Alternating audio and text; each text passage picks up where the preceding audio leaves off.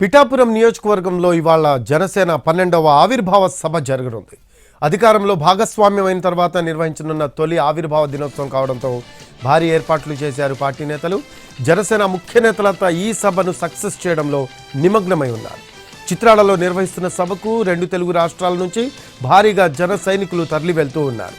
సభా ప్రాంగణానికి 1/2 కిలోమీటర్ దూరంలో హెలీప్యాడ్ సిద్ధం చేశారు. వీవీఐపీల కోసం ప్రత్యేక వేదికలు ఏర్పాటు చేశారు. 250 మంది డయాస్పై ఉంటారు. వాహనాల పార్కింగ్కి 5 ప్రాంతాలను ఏర్పాటు చేశారు. ఇవాళ సాయంత్రం 4 గంటలకు సభ ప్రారంభమవుతోంది.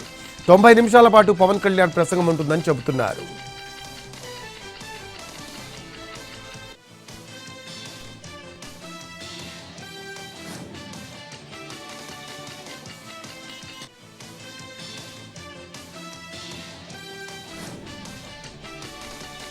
తెలంగాణ అసెంబ్లీ సమావేశాలు తొలి రోజే కాకరేపాయి. స్పీకర్పై అనుచిత వ్యాఖ్యలు చేశారు అంటూ బీఆర్ఎస్ ఎమ్మెల్యే జగదీష్ రెడ్డిని సస్పెండ్ చేశారు. బడ్జెట్ సమావేశాలు ముగిసే వరకు జగదీష్ రెడ్డిని సస్పెండ్ చేస్తున్నట్లు ప్రకటించారు స్పీకర్ గడ్డం ప్రసాద్. దీంతో సభలో దుమారం రేగింది.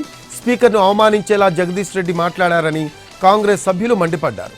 స్పీకర్పై బీఆర్ఎస్ ఎమ్మెల్యే జగదీష్ రెడ్డి మాటలు ఆ పార్టీ ఆలోచనను ప్రతిబింబిస్తున్నాయని అన్నారు డిప్యూటీ సీఎం భట్టి విక్రమార్క.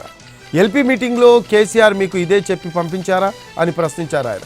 మరోవైపు జగదీష్ రెడ్డి సస్పెన్షన్ను నిరసిస్తూ ఇవాళ రాష్ట్ర వ్యాప్త నిరసనలకు బీఆర్ఎస్ పిలుపునిచ్చింది.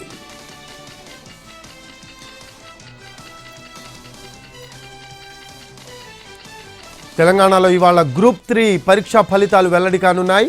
ఈ నెల 10న గ్రూప్ 1 ఫలితాలు, 11న గ్రూప్ 2 ఫలితాలు రిలీజ్ చేసిన టీజీపీఎస్సీ ఇవాళ గ్రూప్ 3 జనరల్ ర్యాంక్ జాబితాను వెల్లడించనుంది. 1265 పోస్టుల భర్తీకి నిర్వహించిన రాత పరీక్షలకు 5,36,000 మంది అభ్యర్థులు దరఖాస్తు చేశారు. గతేడాది నవంబర్ 17, 18 తేదీల్లో పరీక్షలు రాశారు.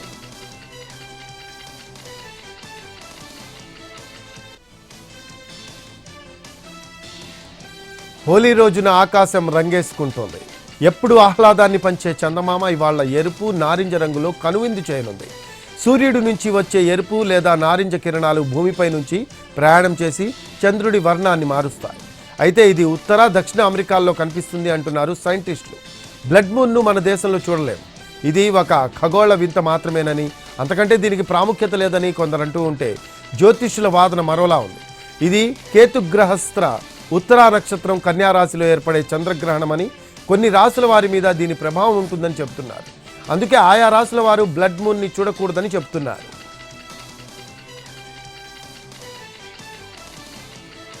డీలిమిటేషన్కు వ్యతిరేకంగా అవసరమైతే జాతీయ స్థాయిలో ఆందోళన చేస్తాము అన్నారు సీఎం రేవంత్ రెడ్డి. పార్లమెంటు నియోజకవర్గాల పునర్విభజనతో దక్షిణాది రాష్ట్రాలకు జరిగే నష్టంపై చర్చించేందుకు తమిళనాడు సీఎం స్టాలిన్ సమావేశాన్ని ఏర్పాటు చేసేందుకు అభినందిస్తున్నట్లు చెప్పారు రేవంత్. ఢిల్లీలో సీఎం రేవంత్ రెడ్డిని తమిళనాడు డీఎంకే నేతలు కలిశారు. ఈ నెల 22న చెన్నైలో ఏర్పాటు చేసిన జేఏసీ సమావేశానికి హాజరు కావాలని ఆహ్వానించారు. పార్టీ హైకమాండ్ అనుమతి తీసుకొని సమావేశానికి హాజరవుతామని చెప్పారు తెలంగాణ సీఎం.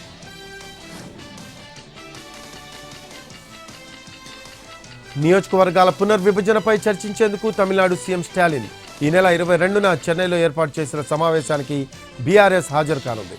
ఈ విషయాన్ని ఆ పార్టీ వర్కింగ్ ప్రెసిడెంట్ కేటీఆర్ స్పష్టం చేశారు. పార్టీ నుంచి ఎవరిని పంపాలో చర్చించి నిర్ణయం తీసుకుంటాము అన్నారు.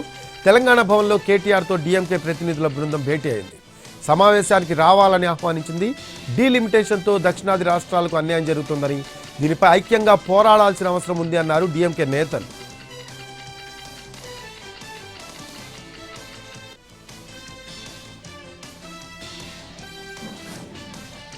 బీఆర్ఎస్ అధినేత మాజీ సీఎం కేసీఆర్ పై ఘాటు విమర్శలు చేశారు కాంగ్రెస్ ఎమ్మెల్సీ విజయశాంతి. తనకు ఎమ్మెల్సీ ఇచ్చారని బీఆర్ఎస్ నేతలు ఉప్పొంగిపోతున్నారని మండిపడ్డారు. అయితే మండలిలో బీఆర్ఎస్ నేతలు అవినీతి చిట్టా విప్పుతానని భయపడుతున్నారన్నారు విజయశాంతి. తనను హింసించి వేధించి తల్లి తెలంగాణ పార్టీని ఆనాడు టీఆర్ఎస్లో విలీనం చేయించుకున్నారని ఆరోపించారు. తెలంగాణ కేసీఆర్ సొత్తు కాదని 7 లక్షల కోట్లు అప్పు చేసిన ఆయనను వదిలిపెట్టకూడదు అన్నారు విజయశాంతి. ఆంధ్రప్రదేశ్లో రాజ్యాంగ ఉల్లంఘనలు జరుగుతున్నాయని గవర్నర్కు ఫిర్యాదు చేశారు వైసీపీ నేతలు. తమపై అక్రమ కేసులు పెడుతున్నారని ఆరోపించారు. కూటమి పాలనలో వ్యవస్థలను నిర్వీర్యం చేశారని, దీనిపై చర్యలు తీసుకోవాలని గవర్నర్ అబ్దుల్ నజీర్కు విజ్ఞప్తి చేశారు.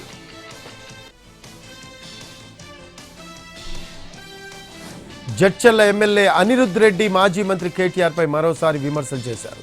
ఖాజాగూడ చెరువు వద్ద వంశీరామ్ బిల్డర్స్ నిర్మిస్తున్న పెద్ద ప్రాజెక్టు వెనుక కేటీఆర్ హస్తం ఉందని ఆరోపించారు.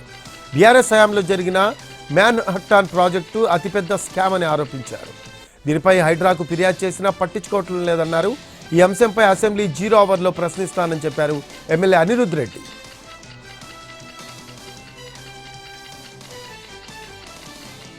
వైసీపీ అధ్యక్షుడు జగన్పై మాజీ ఎంపీ విజయసాయిరెడ్డి చేసిన వ్యాఖ్యలకు కౌంటర్ ఇచ్చారు అంబటి రాంబాబు.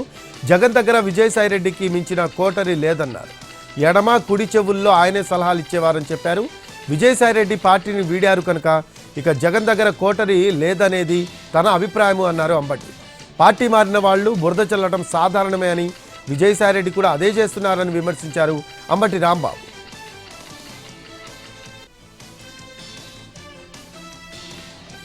ఆంధ్రప్రదేశ్లో ఎమ్మెల్యే కోట ఎమ్మెల్సీ అభ్యర్థులు ఏకగ్రీవంగా ఎన్నికయ్యారు.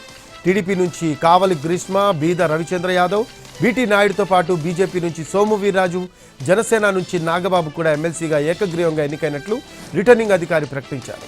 పోటీగా అభ్యర్థులు బరిలో లేకపోవడంతో వీరంతా ఏకగ్రీవంగా ఎన్నికయ్యారు.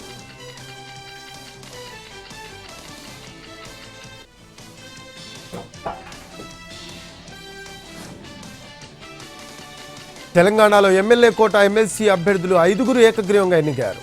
కాంగ్రెస్ తరఫున అద్దంకి దయాకర్, శంకర్ నాయక్, విజయశాంతితో నామినేషన్లు వేస్తే ఆ పార్టీ మిత్రపక్షం సిపిఐ నుంచి నెల్లికంటి సత్యం నామినేషన్ వేశారు. బీఆర్ఎస్ నుంచి దాసోజు శ్రవణ్ నామినేషన్ దాఖలు చేశారు. 5 స్థానాలకు 5గురే నామినేషన్లు వేయడంతో ఉపసంహరణ గడువు ముగిసిన వెంటనే ఏకగ్రీవంగా ఎన్నికైనట్లు రిటర్నింగ్ అధికారి ప్రకటించారు. సభ్యులకు ధృవీకరణ పత్రాలు అందజేశారు.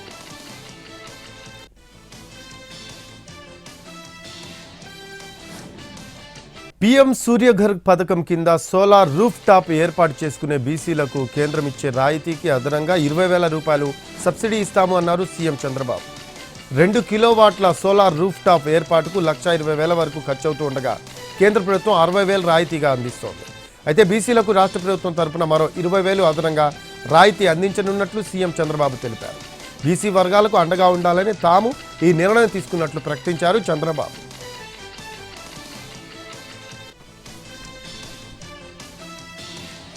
ఏపీ ఇంటర్మీడియట్ విద్యలో కీలక సంస్కరణలకు శ్రీకారం చుట్టారు మంత్రి నారా లోకేష్.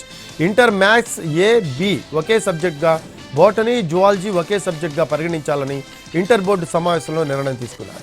ఇకపై ఏటా ఫిబ్రవరి చివరి వారం నుంచే ఇంటర్ పరీక్షలు నిర్వహించనున్నారు. జూనియర్ కాలేజీల్లో ఎంబైపీసీ కోర్సు కూడా అనుమతినిచ్చారు. ప్రైవేట్ కాలేజీలకు ధీటుగా ప్రభుత్వ జూనియర్ కాలేజీల విద్యార్థులను తయారు చేసేందుకు 2025 నుంచి 26 విద్యా సంవత్సరం నుంచి క్యాలెండర్లో మార్పులు చేశారు. ఈ విద్యా సంవత్సరం నుంచి జూన్ 1వ తేదీకి బదులుగా ఏప్రిల్ 1 నుంచే ప్రభుత్వ కాలేజీలు ప్రారంభమవుతాయి అన్నారు లోకేష్. ఏప్రిల్ 7 నుంచి ఇంటర్ ఫస్ట్ ఇయర్ విద్యార్థులకు అడ్మిషన్లు జరుగుతాయన్నారు.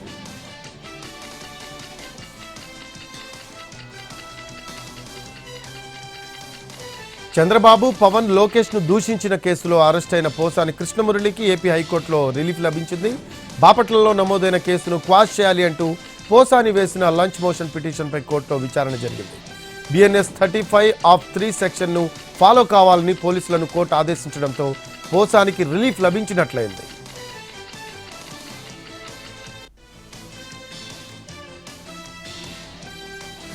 ఏపీ హైకోర్టులో వల్లభనేని వంశీ దాఖలు చేసిన 2 పిటిషన్లపై విచారణ జరిగింది. గన్నవరం పోలీసులు నమోదు చేసిన మైనింగ్ కేసులో 41A ప్రొసీజర్ ఫాలో అయ్యేలా ఆదేశాలు ఇవ్వాలని వంశీ 2 పిటిషన్లు వేశారు. ఈ 2 కేసులలో 7 ఏళ్లలోపు సెక్షన్లు మాత్రమే నమోదు చేశారని కోర్టు దృష్టికి తీసుకువెళ్లారు ఆయన తరపు న్యాయవాది. 41A ప్రొసీజర్ ఫాలో కావాలని వంశీ లాయర్ కోరితే అదనంగా మరికొన్ని సెక్షన్లు కూడా నమోదు చేసినట్లు కోర్టుకు తెలిపింది. దీంతో పూర్తి వివరాలు సమర్పించాలని హైకోర్టు ఆదేశించింది. తదుపరి విచారణను సోమవారానికి వాయిదా వేసింది.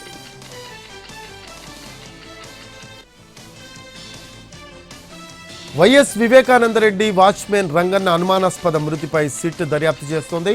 రంగన్న చనిపోక ముందు ఆ రోజు ఉదయం తిన్న దోశ ఎక్కడి నుంచి తెచ్చారు అన్న దానిపై ఆరా తీస్తుంది. రంగన్న దగ్గర సెక్యూరిటీగా ఉన్న వారి కాల్ డేటాను పరిశీలిస్తోంది దర్యాప్తు బృందం. హాస్పిటల్కి వెళ్లిన తర్వాత ఏ మందులు వాడారు, విద్యార్థులను గాడిలో పెట్టడానికి వినూత్నంగా ఓ టీచర్ గుంజిళ్లు తీసిన విషయం మర్చిపోకముందే విజయనగరం జిల్లా తెర్లాం మండలంలో మరో టీచర్ స్వీయ శిక్ష విధించుకున్నాడు.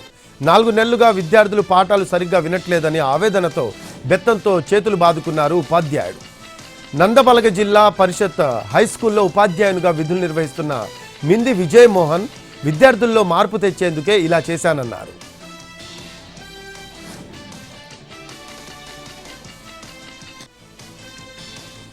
అనకాపల్లి జిల్లా మాడుగుల మండలంలో పలు గిరిజన గ్రామాలకు రోడ్డు సదుపాయం కల్పించాలని గిరిజనులు డిమాండ్ చేశారు. కొత్త వలస, తాడి వలస, ఉరకగెడ్డలపై 2 బ్రిడ్జిలు నిర్మించాలని ఆందోళన చేశారు. ఆదివాసీ గిరిజనులు మోకాళ్లపై నిలబడి మా గ్రామాలకు రహదారి వేయండి అంటూ చంద్రబాబు, పవన్కు విజ్ఞప్తి చేశారు. గెడ్డలు దాటలేక గర్భిణీలు, బాలింతలను డోలీలు కట్టి మోసుకురావాల్సి వస్తుందని ఆవేదన వ్యక్తం చేశారు. విద్యార్థులు సైతం తీవ్ర ఇబ్బందులు పడుతున్నారని వాపోయారు.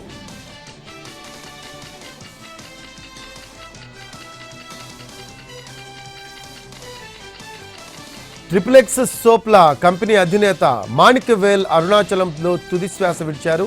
కొద్ది రోజులుగా అనారోగ్యంతో బాధపడుతున్న ఆయన గుంటూరు అరండల్పేటలోని స్వగృహంలో మరణించారు. తమిళనాడులో పుట్టి పెరిగిన అరుణాచలం గుంటూరులో స్థిరపడ్డారు. XXX సబ్బుల వ్యాపారాన్ని గుంటూరు నుంచి ప్రారంభించి అంచెలంచెలుగా ఎదిగారు.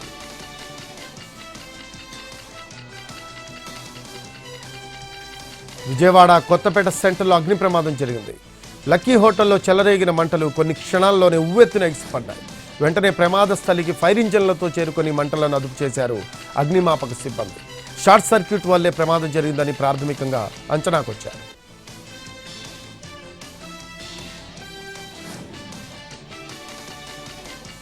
రేపటి నుంచి తెలంగాణలో ఒంటిపూట స్కూళ్లు నడపనుంది విద్యాశాఖ.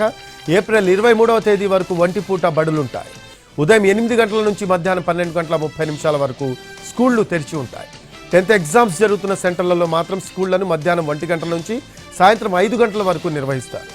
ఒంటిపూట బడి ఉన్నా మధ్యాహ్నం 12:30 వరకు విద్యార్థులకు భోజనం పెడతారు.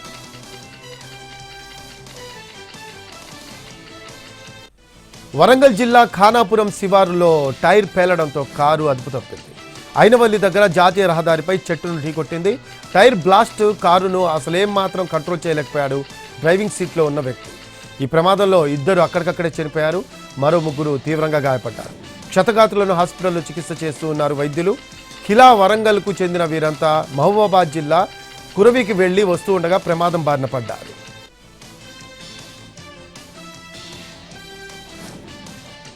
భద్రాద్రి రామాలయంలో అపచారం జరిగింది. హోలీ పౌర్ణమి సందర్భంగా ఇవాళ జరగాల్సిన వసంతోత్సవం డోలోత్సవానికి నిన్న సాయంత్రం యాగశాలలో అంకురార్పణ జరగాలి. కానీ ఆలయ ఋత్వికను ఈవో బదిలీ చేయడంతో వివాదం నెలకొంది. అంకురార్పణను నిలిపివేశారు అర్చకులు.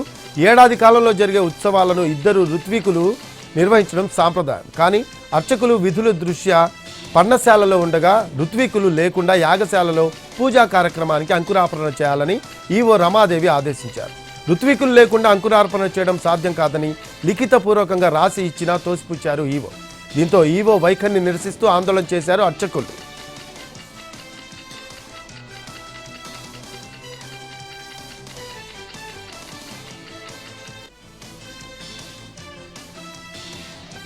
హోలీకి ముందు కామదహనం కార్యక్రమం వైభవంగా నిర్వహించారు.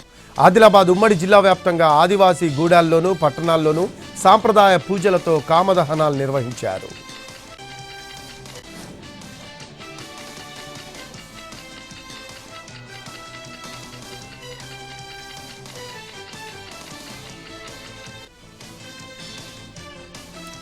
ఆస్తి పన్ను వసూళ్లపై దృష్టి సారించిన జిహెచ్ఎంసీ అధికారులు స్పెషల్ డ్రైవ్ నిర్వహిస్తూ ఉన్నారు.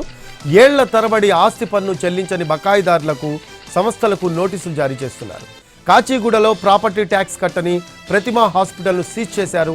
ఆసుపత్రి యాజమాన్యం 37 లక్షల రూపాయల బకాయి ఉంది. సీజ్ చేసిన వెంటనే దిగి వచ్చిన యాజమాన్యం 2 రోజుల్లో ట్యాక్స్ చెల్లిస్తామని చెప్పింది. దీంతో సీజ్ చేసిన కంప్యూటర్లు, ఫర్నిచర్ను వదిలేసి వెళ్లారు అధికారులు.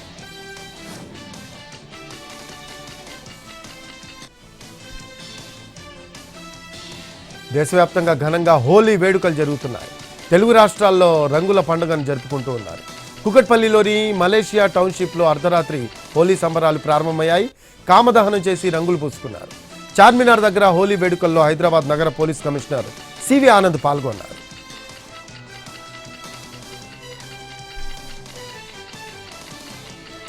ఎగ్జామ్ పేపర్ లీక్లపై రాహుల్ గాంధీ మరోసారి తీవ్ర ఆగ్రహం వ్యక్తం చేశారు. పేపర్ లీక్ల కారణంగా కష్టపడి చదివే విద్యార్థులు ఆందోళన చెందుతున్నారు అన్నారు.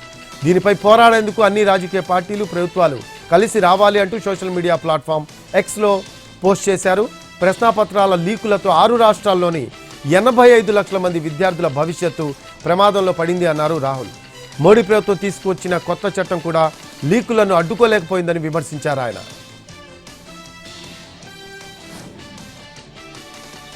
ద్రవిడ ఉద్యమ నేత, తమిళ సామాజికవేత్త పెరియార్పై కేంద్ర మంత్రి నిర్మలా సీతారామన్ చేసిన వ్యాఖ్యలకు కౌంటర్ ఇచ్చారు టీవీకే అధ్యక్షుడు విజయ్. తమిళ భాషను పెరియార్ అవమానించారు అంటూ సీతారామన్ నిజంగా బాధపడుతున్నారా అని ప్రశ్నించారు ఆయన. అదే నిజమైతే తమిళనాడులో త్రిభాషా విధానాన్ని అమలు చేయకుండా ఆపాలి అన్నారు. పెరియార్ తన కాలానికి మించిన ఆలోచనలతో సామాజిక న్యాయం కోసం కృషి చేశారని, అందుకే ఇప్పటికీ తమిళ ప్రజల అభిమానాన్ని పొందుతున్నారు అన్నారు. కానీ కేంద్రంలోని బీజేపీ పెరియార్ను ఒక రాజకీయ సాధనంగా ఉపయోగిస్తుందని విమర్శించారు ఆయన.